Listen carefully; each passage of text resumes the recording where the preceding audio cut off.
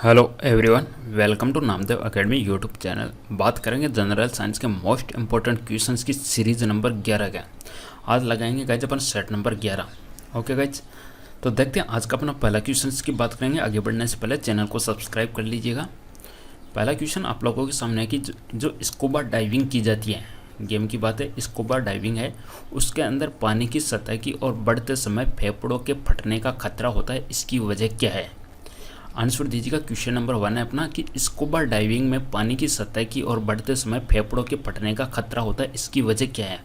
Option है अपने सामने एक आर्किमिडीज का सिद्धांत। आर्किमिडीज का सिद्धांत कहता है कि किसी भी पानी के अंदर कोई भी वस्तु डुबाई जाती है तो वो उसके बाहर के बराबर पानी विस्थापित करती है और ऊपर की तरफ एक फोर्स लगाती है। इसको कहते हैं आर्किमिडीज का सिद्धांत। बॉयल का नियम क्या कहता है गाइस? बॉयल का नियम कहता है कि जो आयतन होता है वो प्रेशर के इनवर्सली प्रोपोर्शनल होता है कांस्टेंट टेम्परेचर के ऊपर। नियत तापमान पे आयतन होता है वो दाब के इनवर्सली प्रोपोर्शनल होता है, ये कहता है बॉयल का नियम। तो गाइज इस क्वेश्चन का अपना करेक्ट आंसर हो जाएगा ऑप्शन नंबर बी ही आपका करेक्ट आंसर हो जाएगा। देखिए गाइज, सतह के ऊपर बढ़ते हैं, सतह के यानी सरफेस के ऊपर अपन बात करें तो पानी का दबाव कम होता जाता है, प्रेशर कम होता जाता है। सतह की तरफ चलते समय जो प्रेशर होता है, दबाव होता है, वो कम होता जाता है। और प्रेशर कम होने की वजह से बॉयल के नियम के अनुसार यदि प्रेशर आपका कम हो रहा है तो आयतन बढ़ेगा, तो यानी वॉल्यूम बढ़ेगा, यानी आयतन बढ़ेगा, तो इसकी वजह से फेफड़ों के फटने का खतरा होता है। क्लियर है? आंसर हो जाएगा ऑप्शन नंबर बी। दोनों नियम अच्छे से देख लीजिएगा गाइज, एग्जाम में जरूर क्वेश्चन पूछा जाता है। दोनों मिलते जुलते नियम है और कन्फ्यूजन कर देते हैं कि बॉयल का नियम क्या है और चार्ल्स का नियम क्या है। बॉयल का नियम कहता है कि कांस्टेंट टेम्परेचर के ऊपर आयतन है वो प्रेशर के इनवर्सली प्रोपोर्शनल होता है। किसके ऊपर? कांस्टेंट टेम्परेचर के ऊपर। ये तो है आपका बॉयल का नियम। और चार्ल्स का नियम कहता है कि जो आयतन है वो टेम्परेचर के प्रोपोर्शनल होता है, समानुपाती होता है। किस पे? प्रेशर है आपका कांस्टेंट होता है नियत दाब के ऊपर। ये दोनों अच्छे से रट लीजिएगा, मोस्ट इंपॉर्टेंट है और एग्जाम में पूछे जाते हैं, इन पे आधारित क्वेश्चन आते हैं। बॉयल के नियम में तापमान कांस्टेंट होता है और चार्ल्स के नियम में दाब है वो कांस्टेंट होता है। नेक्स्ट क्वेश्चन है, झीलों या तालाबों में वनस्पतियों और जीवों को क्या कहा जाता है? झील या तालाब में वनस्पति और जीवों को क्या कहा जाता है? ऑप्शन देखिएगा, लैंटिक बायोटा, लोटिक, अजैविक या इनमें से कोई नहीं। गाइस, झील हो गया या तालाब हो गया, उनका पानी क्या होता है? उनका पानी बिल्कुल स्थिर होता है। स्थिर होने का मतलब है स्टेबल होता है। ठीक है गाइस, स्टेबल को अपन किस तरीके से कह सकते हैं? स्टेबल वाटर को एक दूसरा नाम भी अपन बोल सकते हैं गाइस, लैंटिक। लैंटिक का मतलब ही यहाँ पे स्टेबल वाटर है। लैंटिक का मतलब ही स्टेबल वाटर के अंदर पाए जाने वाले जीव है। तो इनके अंदर पाए जाने वाले जीवों को अपन क्या बोलेंगे? तो आंसर हो जाएगा यहाँ पे ऑप्शन नंबर ए, लैंटिक बायोटा। झील या तालाब में वनस्पति और जीवों को क्या कहा जाता है? लैंटिक बायोटा कहा जाता है। और लैंटिक का मतलब यहाँ पे स्टेबल वाटर। नेक्स्ट बढ़ते हैं अगले क्वेश्चन की तरफ। जनसंख्या में एक प्रजाति की बहुतायत उसके निवास के भीतर क्या कहलाती है?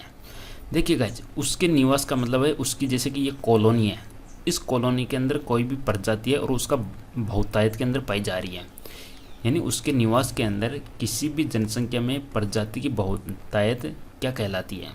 ऑप्शन है नीचे डेंसिटी। नीचे का मतलब गाइज यहाँ पे NICHE से मतलब है। डेंसिटी का मतलब आप जानते हो घनत्व है, और नीचे को हिंदी में बोला जाता है आला। क्षेत्रीय डेंसिटी, अपेक्षिक डेंसिटी या पूर्ण डेंसिटी। किसी भी निवास के अंदर जनसंख्या में किसी भी प्रजाति की जो बहुतायत होती है उसको कहते हैं गाइस नीचे डेंसिटी। ऑप्शन नंबर ए आपका यहाँ पर करेक्ट आंसर हो जाएगा, NICHE, नीचे डेंसिटी इसको बोला जाता है। आला घनत्व है। समझ गए आप? किसी भी कॉलोनी के अंदर, किसी भी निवास के अंदर किसी भी जनसंख्या का जो बहुतायत होता है उसको कहते हैं नीचे डेंसिटी। और ये क्या होता है गाइस, एक या दो रिसोर्सेज होते हैं इनके पास में, उनका वो आदान प्रदान करते हैं, शेयरिंग करते हैं वन आर मोर रिसोर्सेज का बिटवीन टू स्पेसीज।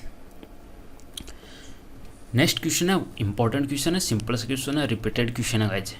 ये कहता है कि वाष्पीकरण और वर्षण, वर्षण का मतलब वर्षा होना, वाष्पीकरण का मतलब जैसे कि पानी का वाष्पीकरण होकर बादल बनते हैं, बादल बन के वापिस से जैसे कि वर्षा होती है, तो ये जो वाष्पीकरण होता है और जो वर्षा होती है, इस प्रक्रिया को किस रूप में जाना जाता है? सिंपल सी बात है, इवेपोराइजेशन जिसको अपन वाष्पीकरण कहते हैं, और ट्रांसपायरेशन या परसिप्शन, परसिप्शन जिसके द्वारा बारिश होती है। इस ये जो कंप्लीट साइकिल है, किस तरीके से बादल बनते हैं, पानी का वाष्प में ये बदलना, बादल बनना, बाद में बारिश होना, फिर से ये जो चक्कर चलता है, इस चक्कर को क्या कहते हैं? तो गाइस यहाँ पे आपका करेक्ट आंसर हो जाएगा ऑप्शन नंबर डी के साथ में हाइड्रोलॉजिकल चक्र। हाइड्रो बोलते हैं गाइस पानी को, तो हाइड्रोलॉजिकल चक्र कहते हैं वाष्पीकरण और वर्षा की प्रक्रिया को। नेक्स्ट क्वेश्चन है, निम्न में से कौन सा भौगोलिक क्षेत्र हमारे देश में अधिकतम जैव विविधता को दर्शाता है? मैक्सिमम बायोडाइवर्सिटी किसके अंदर पाई जाती है गाइज? मैक्सिमम बायोडाइवर्सिटी, जैव विविधता, जीवों के बीच में विविधता। कौन सा भौगोलिक क्षेत्र गाइज? ऑप्शन 4 आप लोगों के सामने है। तो गाइज यहाँ पे आपका करेक्ट आंसर हो जाएगा ऑप्शन नंबर डी, पूर्वी घाट और पश्चिमी घाट। पूर्वी घाट और पश्चिमी घाट, या आप इनको कह सकते हो जैसे कि ये वेस्टर्न घाट हो गया आपका, और ये ईस्टर्न घाट हो गया, ईस्टर्न हिमालय हो गया। ईस्टर्न हिमालय और पश्चिमी घाट, ध्यान दीजिएगा भारत के अंदर 4 हॉट स्पॉट है। 4 हॉट स्पॉट कौन से हो गए गाइज? एक तो आपका हो गया हिमालय, एक हो गया आपका वेस्टर्न घाट, ठीक है, एक गाइज सुंदरबन वाला क्षेत्र है, सुंदरबन, और एक शायद इंडो तिब्बत वहाँ पे आता है। इस तरीके से 4 है, 4 भारत के अंदर हॉट स्पॉट है जहाँ पे जैव विविधता पाई जाती है। क्वेश्चन भी पूछे तो चारों का नाम ध्यान रख लीजिएगा, हिमालय, पश्चिमी घाट, सुंदरबन, और शायद एक चौथा कंफर्म कीजिएगा, इंडो तिब्बत वाला क्षेत्र है शायद। यह 4 इनको हॉट स्पॉट भी बोला जाता है, ध्यान दीजिएगा क्वेश्चन आ सकते हैं, इनको अपन हॉट स्पॉट भी बोल सकते हैं। हॉट स्पॉट, 4 हॉट स्पॉट है। बायोमास के एक पिरामिड में, इंपॉर्टेंट क्वेश्चन है गाइज, जो बायोमास का जो पिरामिड होता है उसके अंदर शाकाहारी ऊपर से किस स्थान पे होता है? जीवों का जो बायोमास का जो पिरामिड होता है गाइज, पिरामिड आप लोगों को पता ही होगा इस तरीके से होता है। किसके ऊपर? अगर अपन नॉर्मल बात करें और जलीय जीवों का पिरामिड की बात करें तो जलीय जीवों का पिरामिड उल्टा बनता है, ठीक है गाइज। ये तो हो गया जलीय जीवों का पिरामिड, और ये होता है स्थलीय जीवों का पिरामिड, ठीक है गाइज। दोनों में इस तरीके से होता है। तो स्थलीय जीव का पिरामिड इस तरीके से बनता है, जलीय जीव का उल्टा बनता है। इसमें अगर बात करें तो गाइज जो प्राइमरी होता है यहाँ पे होता है प्रोड्यूसर, प्रोड्यूसर यानी उत्पादक, उत्पाद करने वाले। यहाँ पे फिर कौन आ जाता है? यहाँ पे आ जाते हैं गाइज शाकाहारी, ठीक है गाइज। शाकाहारी को हर्बीवोरस बोला जाता है इंग्लिश के अंदर, ठीक है गाइज। और फिर यहाँ पे आ जाता है गाइज कार्निवोरस, कार्निवोरस इनको बोला जाता है मांसाहारी फर्स्ट, और यहाँ पे आ जाता है गाइज मांसाहारी सेकंड। तो यहाँ पे ऊपर से शाकाहारी किस स्थान पे है? तो ऊपर से पहले स्थान पे मांसाहारी, दूसरे पे मांसाहारी, तीसरे पे शाकाहारी। तो यहाँ पे अपना करेक्ट आंसर हो जाएगा ऑप्शन नंबर बी, ठीक है गाइज। जैसे कि समझिए कि ये घास है, ठीक है, घास को जैसे कि ये खा गए, हिरण खा गए, हिरण को जैसे कि कोई ये खा गए मांसाहारी, और मांसाहारी को भी मांसाहारी खाने वाले हो गए, ठीक है। इस तरीके से अपना आंसर हो जाता है। अत्यंत स्थिर पारिस्थितिकी तंत्र कौन सा है? कंप्लीट स्टेबल इकोसिस्टम कौन सा गाइज? किसके अंदर बिल्कुल स्टेबल इकोसिस्टम पाया जाता है?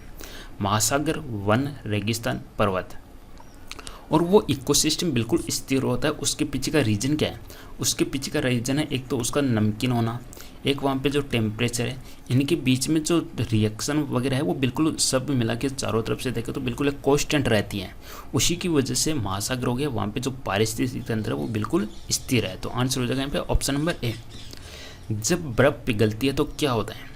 बर्फ़ पिघलने से क्वेश्चन कई प्रकार से पूछा जा सकता है, या तो आपसे उसके आयतन पे क्या इफेक्ट पड़ते हैं, ठीक है गाइज, या इसके दाब पे क्या इफेक्ट पड़ता है, या उसके द्रव्यमान पे क्या इफेक्ट पड़ता है। इस तरीके के क्वेश्चन पूछे जा सकते हैं। तो जब बर्फ़ पिघलती है तो क्या होता है गाइज? दाबने गाइज घनत्व पे पूछा जाता है, क्योंकि इनका रिलेशन होता है घनत्व बराबर द्रव्यमान अपन आयतन, ये होता है इसका फॉर्मूला। तो गाइज यहाँ पे आपका करेक्ट आंसर हो जाएगा ऑप्शन नंबर बी। देखिए गाइज जब बर्फ़ पिघलेगी तो आयतन घटेगा, आयतन तो घटेगा, इसका घनत्व बढ़ेगा, क्योंकि घनत्व बराबर होता है द्रव्यमान अपॉन आयतन। इस तरीके से होता है, यानी density equal to mass upon volume, density equal to mass upon volume इसका फॉर्मूला होता है। तो आयतन घटेगा तो इसका जो घनत्व है वो बढ़ेगा, लेकिन आपको ध्यान में रखना द्रव्यमान हमेशा फिक्स रहेगा, द्रव्यमान हमेशा फिक्स रहेगा। तो एग्जाम में कुछ भी क्वेश्चन पूछे, बढ़ना घटना रटना नहीं है, बस आपको ध्यान में रखना है कि आयतन घटेगा, घनत्व बढ़ेगा, द्रव्यमान फिक्स रहेगा। नेक्स्ट क्वेश्चन है, स्टेप डाउन ट्रांसफॉर्मर में जो एससी आउटपुट की बात हो रही है, एससी आउटपुट क्या उत्पादन करेगा? जो एससी आउटपुट करंट है या जो एससी आउटपुट वोल्टेज है वो किस तरीके से रिलेटिव करेगा? देखिएगा सिंपल सा क्वेश्चन है। स्टेप डाउन का मतलब होता है गाइज इस तरीके से अपना जो ट्रांसफार्मर होता है इसमें यदि प्राइमरी टर्न्स है NP, सेकेंडरी टर्न्स हो गया NS। प्राइमरी वोल्टेज इसके अंदर VP है, सेकेंडरी वोल्टेज इसके अंदर VS है, प्राइमरी करंट IP है और सेकेंडरी करंट IS है। तो गाइज स्टेप डाउन है, स्टेप डाउन का मतलब हो गया यहाँ पे स्टेप डाउन का मतलब होता है गाइज NP की संख्या ज़्यादा है NS से, यानी यहाँ पे वोल्टेज 100 है तो यहाँ पे वोल्टेज 50 हो गया, यानी ये वोल्टेज कम हो गया। वोल्टेज कम होता है इसका मतलब इसके अंदर नंबर ऑफ टर्न्स कम है, इसके अंदर वोल्टेज कम है। तो स्टेप डाउन के अंदर क्या होता है गाइज, प्राइमरी के अंदर टर्न्स ज़्यादा होते हैं तो प्राइमरी वोल्टेज भी ज़्यादा हो गया, लेकिन करंट का रिलेशन उल्टा हो जाता है। यहाँ पे IP है वो इस तरीके से हो जाता है IS, तो इनपुट करंट है हमेशा कम होगी। ठीक है गाइज, तो सेकेंडरी ये स्टेप डाउन है, इसके अंदर जो करंट है आउटपुट के अंदर यानी इस हिस्से के अंदर करंट है वो ज़्यादा होगी। आंसर हो जाएगा इसके अंदर इनपुट करंट से अधिक करंट होगी, जो आउटपुट वाली करंट है वो इनपुट करंट से अधिक होगी। गाइज सिंपल सा आपको ध्यान में रखना है, एक रिलेशन ध्यान में रख लीजिएगा, NP/NS equal to VP/VS equal to IS/IP। ठीक है, नेक्स्ट क्वेश्चन है रेक्टिफायर एक इलेक्ट्रॉनिक उपकरण है, इसका उपयोग किससे बदलने में किया जाता है। दो प्रकार के इंस्ट्रूमेंट होते हैं गाइज, एक तो होता है रेक्टिफायर होता है, एक होता है इन्वर्टर होता है। इन पर आधारित सिंपल सा क्वेश्चन पूछा जा सकता है, जिस तरीके से माइक्रोफोन और लाउड स्पीकर के बारे में पूछा जाता है उसी प्रकार से इनमें पूछा जाता है।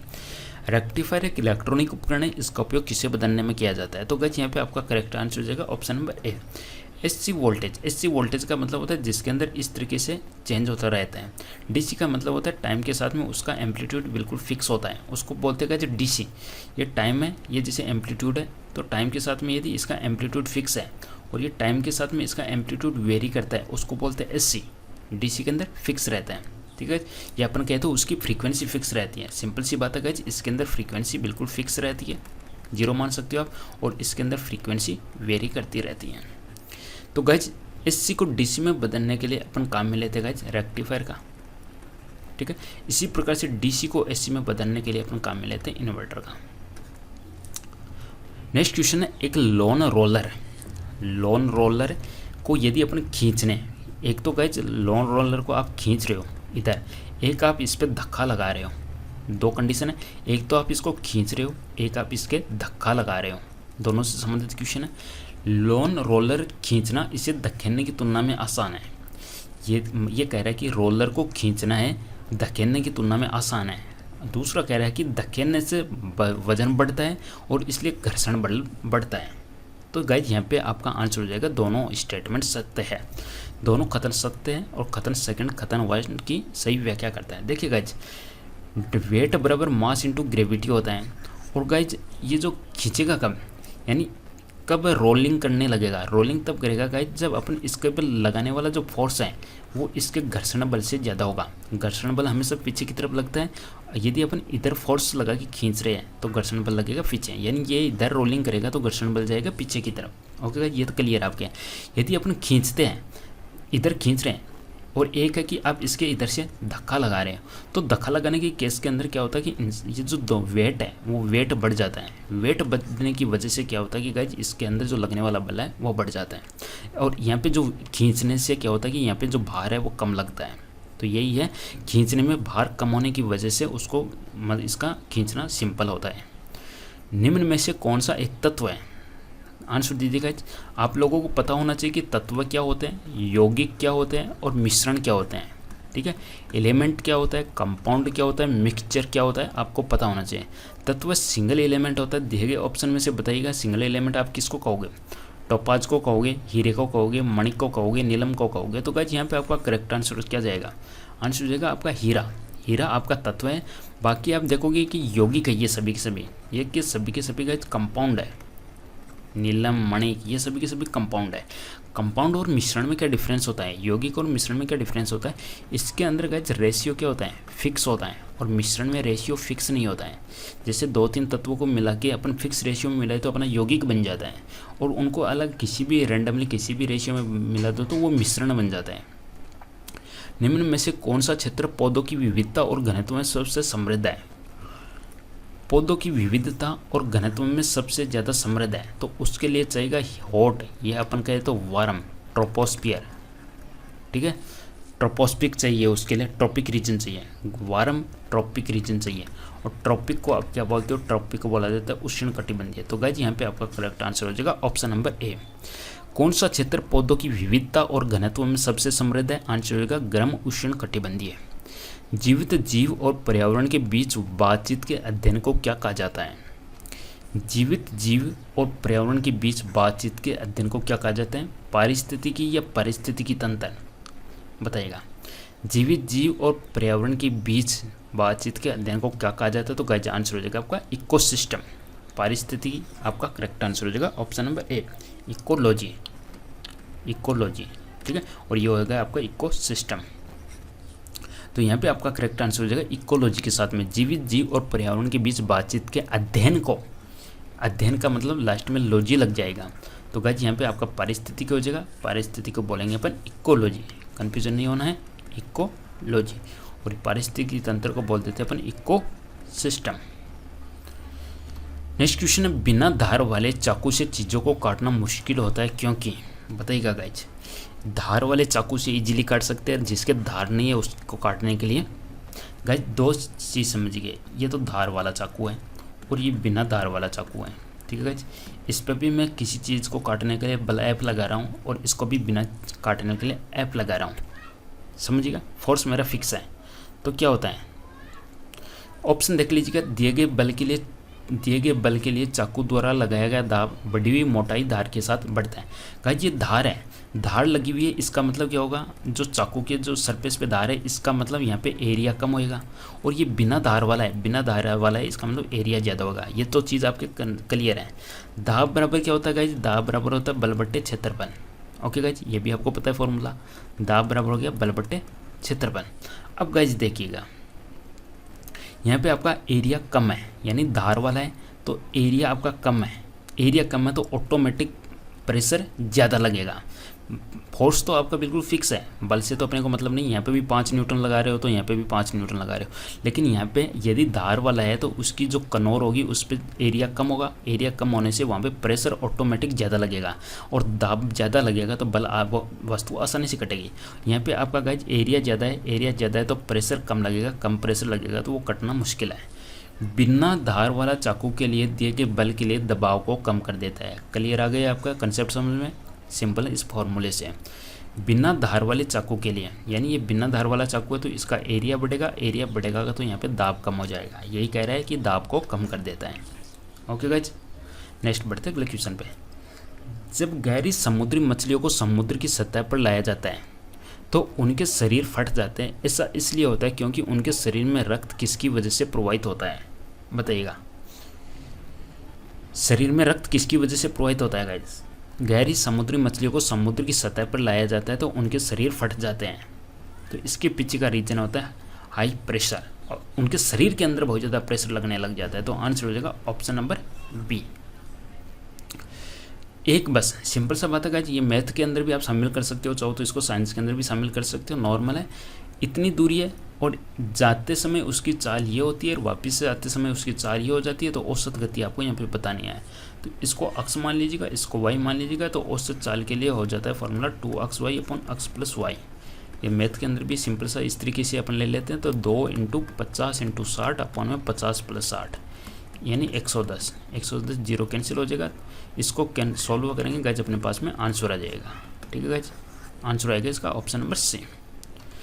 एक उपकरण जिसका उपयोग हमारे TV set, computer, radio set में इलेक्ट्रिक चार्ज को स्टोर करने के लिए किया जाता है, बताइएगा गाइज।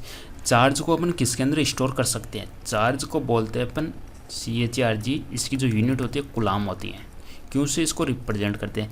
क्यों को अपन किसके अंदर स्टोर करेंगे गाइज? ऑप्शन आपके सामने प्रतिरोधक। प्रतिरोध हमेशा करंट का अपोज करता है। इंडक्टर क्या करता है गाइज? इंडक्टर क्या करता है? करंट में परिवर्तन का, देखिएगा ये तो प्रवाहित करंट का यानी फ्लो होने वाली करंट का अपोज करता है। और इंडक्टर क्या करता है गाइज? इंडक्टर को इस तरीके से लिखते हैं, इंडक्टर है करंट में परिवर्तन का विरोध करता है। ये करंट में परिवर्तन का विरोध करता है। कंडक्टर का बोलते हैं अपन चालक, जिससे आसानी से करंट फ्लो हो सके। और कैपेसिटर गाइज इस तरीके से होता है, जिसको संधारित्र बोलते हैं, और यह वोल्टेज में परिवर्तन का विरोध करता है। इनकी डेफिनेशन आप रट लीजिएगा, एग्जाम में पूछी जा सकती है। प्रतिरोध की डेफिनेशन है जो करंट का अपोज करें, इंडक्टर का है जो करंट में परिवर्तन का विरोध करें, कैपेसिटर का मतलब जो वोल्टेज में परिवर्तन का विरोध करें उसको कहते हैं। ठीक है, कैपेसिटर को संधारित्र बोलते हैं और यही चार्ज को स्टोर करने के लिए काम में लिया जाता है। इसके अंदर C=Q/V से अपन इसको रिप्रेजेंट करते हैं। C=Q/V। C यहाँ पे क्या हो गया, कैपेसिटर, Q यहाँ पे हो गया कैपेसिटर, फैराड में दिया जाता है इसको, Q चार्ज हो गया, V इसका वोल्ट हो गया। तो यहाँ पे आंसर हो जाएगा ऑप्शन डी। नेक्स्ट क्वेश्चन की बात कर लेते हैं। नेक्स्ट क्वेश्चन कहता है कि स्याही के प्रवाह के लिए गुरुत्वाकर्षण के अतिरिक्त किस प्रकार की कलम केशिका क्रिया का उपयोग करती है। स्याही के प्रवाह के लिए गुरुत्वाकर्षण के अतिरिक्त, यानी स्याही का प्रवाह करना है तो गुरुत्वाकर्षण के अतिरिक्त किस प्रकार की जो कलम है वो केशिका क्रिया का उपयोग करती है। तो केशिका क्रिया क्या होता है कि कहते नीचे से किसी चीज़ में ऊपर की तरफ चढ़ना, वो कहलाता है केशिकत्व है। जैसे कि देखिएगा गुरुत्वाकर्षण के कारण तो क्या होता है, नीचे की तरफ आता है, यानी जो नीचे की तरफ उसको खींचा जाता है। केशिकत्व का मतलब होता है कि नीचे से ऊपर चढ़ना। जैसे कि अपन कहते हैं, जैसे कि कोई भी बत्ती हो गई या किसी और चीज़ के अंदर ऊपर की तरफ चढ़ता है उसको कहते हैं अपन। तो देखिए ऑप्शन में से आपको बताना है कि किसके अंदर ऊपर की तरफ या केशिका क्रिया का उपयोग होता है। तो फाउंटेन पेन के अंदर यूज होता है। तो गाइस यहाँ पे आपका आंसर हो जाएगा option number A, fountain pen के अंदर केशिका क्रिया का यूज किया जाता है। यदि दो संवाहक क्षेत्र या दो कंडक्टिंग स्पेयर्स को अलग से चार्ज किया जाता है फिर संपर्क में लाया जाता है तो क्या होता है। गाइज मेरे पास में दो स्पेयर है, दोनों को मैंने अलग से चार्ज कर दिया। ठीक है गाइज, जैसे कि गाइज इस पे आ गया 10 कूलम का चार्ज आ गया, इसको भी मैंने अलग से कर दिया। तो यानी यहाँ पे 10 कूलम का चार्ज है, या इस पर मान लीजिएगा 20 कूलम का चार्ज है। अब इनको मैंने अटैच कर दिया, अटैच करके मैंने फिर से अलग अलग कर दिया, को अलग से चार्ज किया जाता है फिर संपर्क में लाया जाता है। तो संपर्क में लाने से इन पे चार्ज क्या हो जाएगा, तो इन पे चार्ज टोटल वही रहेगा। यहाँ पे 20 और 10 30 है, तो इन पे टोटल चार्ज गाइज 30 कूलम ही रहने वाला है। तो दोनों क्षेत्रों पे कुल चार्ज संरक्षित रहता है। तो आंसर हो जाएगा यहाँ पे ऑप्शन नंबर ए, कुल चार्ज हमेशा संरक्षित रहता है चार्ज संरक्षण के नियम के अकॉर्डिंग। नेक्स्ट क्वेश्चन है, और इनको गाइज मैं वापस से अलग अलग करूँगा तब कितना चार्ज हो जाएगा। अगर इनको मैं अलग अलग करूँगा तो कितना हो जाएगा, जैसे कि 30 हो गया तो 30 का अब आधा आधा हो जाएगा, इस पे 15 हो जाएगा और इस पे 15 हो जाएगा। ठीक है, इसी प्रकार से ये समझिएगा, ये है इस पे जैसे कि 4 कूलम है, इस पे 8 कूलम है, अटैच कर दिया फिर से सेपरेट कर दिया तो इन पे हो जाएगा 6 कूलम, 8 4 12, 12 का आधा हो जाएगा 6। सरल हार्मोनिक गति को निष्पादित करने वाले एक कण पर क्रियान्वित बल है। कोई भी सरल गति हो रही है उस पर क्रियान्वित बल कैसा होता है। बल हमेशा किस तरीके से दिया जाता है, बल विस्थापन के समानुपाती होता है, या रिटार्डिंग फोर्स अपन इसको बोल सकते हैं। ये हमेशा विस्थापन के समानुपाती होता है। गाइस यहाँ पे आंसर हो जाएगा ऑप्शन नंबर सी, विस्थापन के समानुपाती, और जो औसत स्थिति है उसकी जो डायरेक्शन है, एवरेज डायरेक्शन है, उसके अकॉर्डिंग जाता है। नेक्स्ट क्वेश्चन, निम्न में से कौन सा कथन सही है, यहाँ पे आपको बताना है। संपर्क कोण के बारे में पूछा गया। देखिएगा, एक तो पानी का गिलास के साथ में रिलेशन होता है, एक मरकरी का गिलास के साथ में रिलेशन होता है, एक तो गिलास और पारे के बीच में रिलेशन होता है, एक गिलास और पानी के बीच में रिलेशन होता है कांटेक्ट का। किस तरीके से इनके बीच में कांटेक्ट बनता है उसके बीच में। अगर अपन बात करें तो गाइस पानी और गिलास के बीच में संपर्क कौन है, पानी और गिलास के बीच में बनता है अप्रॉक्सीमेट 8 डिग्री का। ठीक है, और इसके बाद में अपन बात करें पानी और पारे का, ये बनता है गाइस अप्रॉक्सीमेट 135 डिग्री का। तो ये तो हो गया आपका न्यून कोण, और ये हो गया आपका बृहद कोण, यानी अधिक होता है। तो यहाँ पे आंसर हो जाएगा गिलास के साथ पानी का संपर्क कोण न्यून होता है, जबकि गिलास के साथ पारे का कोण अधिक कोण होता है। तो ये तो हो गया आपका अधिक कोण, और ये हो गया न्यून कोण। न्यून कोण को इंग्लिश में बोला जाता है एक्यूट, और इसको बोला जाता है ऑब्ट्यूज। ऑब्ट्यूज को अधिक बोलते हैं, न्यून कोण एक्यूट बोलते हैं। गर्म पानी के गीजर का आंतरिक अस्तर तांबे से क्यों बनाया जाता है। सिंपल सा क्वेश्चन है, इंपॉर्टेंट क्वेश्चन है गाइस। जो गीजर का जो इंटरनल सरफेस है वो तांबे से क्यों बनाई जाती है, क्योंकि तांबा एक तो कंडक्टिंग सरफेस है, साथ ही साथ कंडक्टिंग किसका, एक तो करंट को भी चालकता करता है, साथ ही साथ उष्मा का भी चालक होता है। तो यहाँ पे आपका आंसर हो जाएगा ऑप्शन नंबर सी, कॉपर उष्मा का भी चालक है और बिजली का भी चालक है, दोनों का सुचालक है। उष्मा का चालक भी होना जरूरी है, उष्मा की वजह से तो पानी गर्म होएगा, इलेक्ट्रिसिटी की वजह से हीट होएगा, हीट की वजह से पानी गर्म होएगा। तो यानी उष्मा और बिजली दोनों का सुचालक है। बर्फ का गाइस एक आयता का टुकड़ा है आपके पास में, ठीक है, उसका आधा हिस्सा आप सफ़ेद टुकड़े से लपेटा जाता है। ये तो गाइस सफ़ेद टुकड़ा है, और दूसरा आधा काले टुकड़े से, यहाँ पे काला टुकड़ा है। निम्न कथनों में से कौन सा सही है, आंसर बताना है। गाइस ये काला है, काले को मैं डार्क कर देता हूँ। अब गाइस सूर्य से आने वाली किरणें काले को तो एब्जॉर्ब कर लेगी और सफ़ेद क्या करेगा, इसको वापस से भेज देगा। ठीक है गाइस, तो काला एब्जॉर्ब कर लेगा, तो ऑप्शन देखिएगा, तो ये काला एब्जॉर्ब हो जाएगा, तो यहाँ पे ये गर्म हो जाएगा, गर्म होने से ये पिघल जाएगी, यानी ये इससे जल्दी पिघलेगा।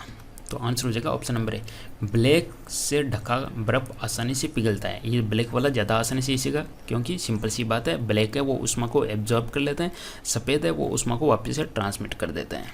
तो गाइस ये था अपना सेट नंबर 11। कोशिश है आपको पसंद आई होगी। वीडियो पसंद आया तो लाइक ज़रूर कीजिएगा, चैनल को सब्सक्राइब कीजिएगा। Thank you for watching.